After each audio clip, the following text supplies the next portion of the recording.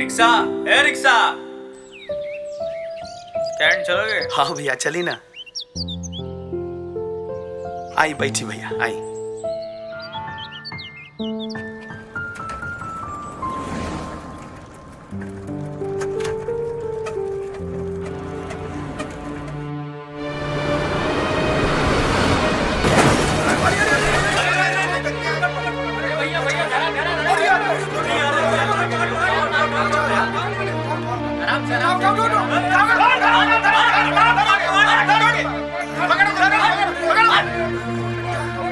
टूट गई।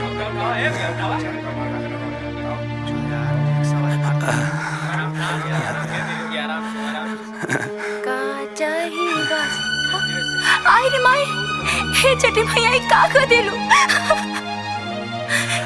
का हो गइल रुआ के?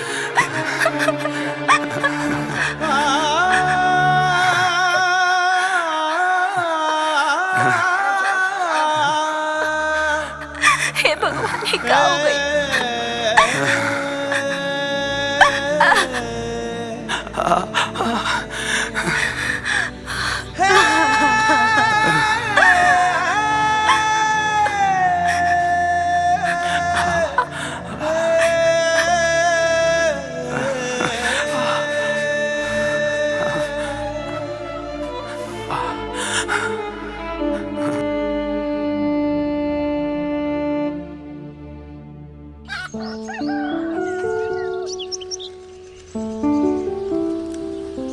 दीदी, हाँ आवतानी। का भइल? तनी आटा पैसा मिली का? जनते बानी 4 दिन पहले उनकर एक्सीडेंट भइल बा। ना बहनी, आटा तना बा, जवन रहे तवन मंगरू बोके दे देनी, और जितना गेहूं बचल बा वो छठ माई के अंगऊ बा। ठीक बा दीदी।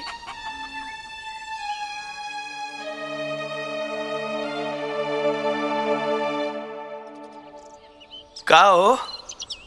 कहाँ गई ललुआ? कहीं ना जी, दीदी के घरे गई रहनी है। हमनियों की किस्मत गजबे बा। लोगन के घरे तीज त्योहार के तैयारी चलत बा। हमनी खाए खातिर तरसत बानी जा।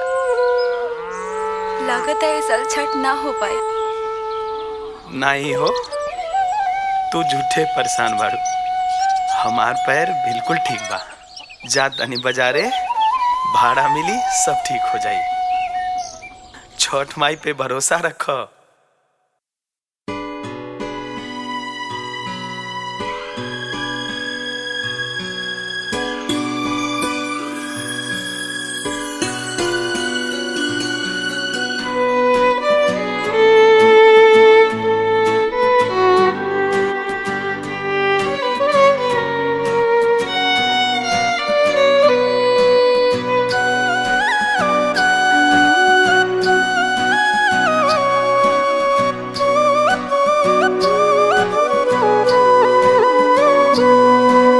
तीज परब जे आ जाता, अखियां में लोर टंगा जाता। पैसा के मोल का होला हो, ये बत्तियां पल में बुझा जाता।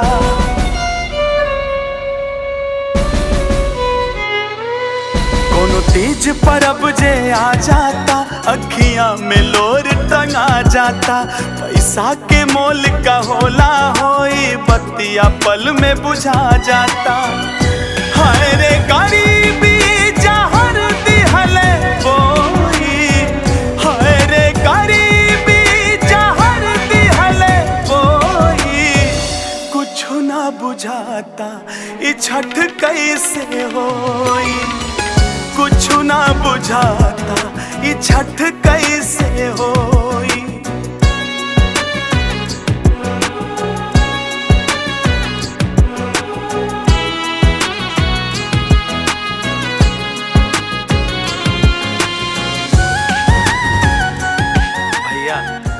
बहुत भूख लागल, कुछ खाए के दे देता। हमार रोजी आज ना भइल। भाग, धंधा पानी के समय चल रहा, यहाँ खाना खाए। चल भाग यहाँ से। भैया बहुत भूख लागल बा, कुछ तो दे दा। भूख लगल खाना खाए के? हाँ चला आई बर्तन माजा।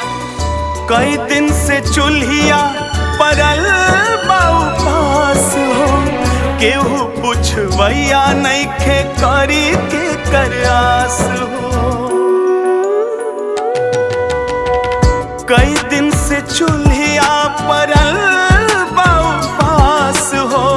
केहू पुछवैया नइखे करी के कर आस हो। रोटी ला छछनत पाया बा ए गरीब के डहकत काया बा। भगवान के लीला देखा हो आवत ना इनके माया बा। के करा से दुखवा कहीं रोई रोई, के करा से दुखवा कहीं रोई रोई। कुछ ना बुझाता ई छठ कैसे होई, कुछ ना बुझाता ई छठ कैसे होई।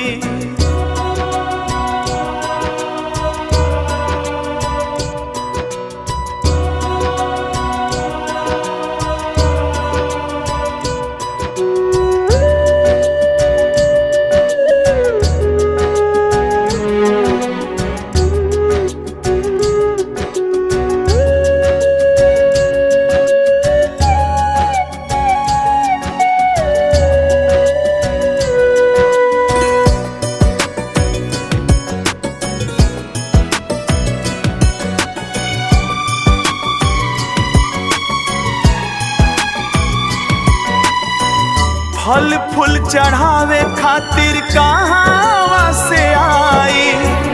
बबुआ के कपड़ा सो कैसे किनाई। फल फूल चढ़ावे खातिर कहाँ से आई। बबुआ के कपड़ा सो कैसे किनाई।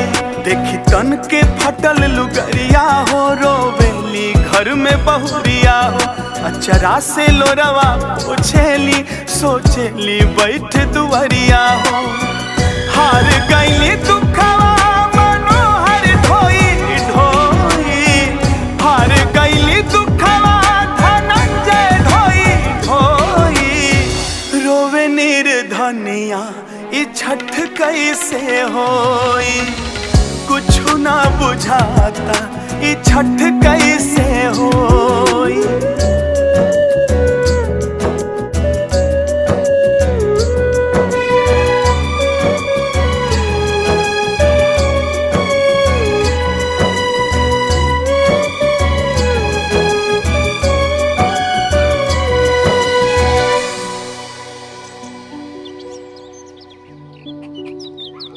बड़ा सामान लेके आयल बानी जी। का लगता भैया के समनिया छूट गई। भैया हमरा के माफ कर दिया। हम वही आदमी हैं जेकरा गाड़ी से तारा चोट लागल रहे। छठी मैया के पूजा खातिर कुछ सामान छोड़ के जा रहल बानी, हो सके तो माफ करिए भाई। जय छठी मैया।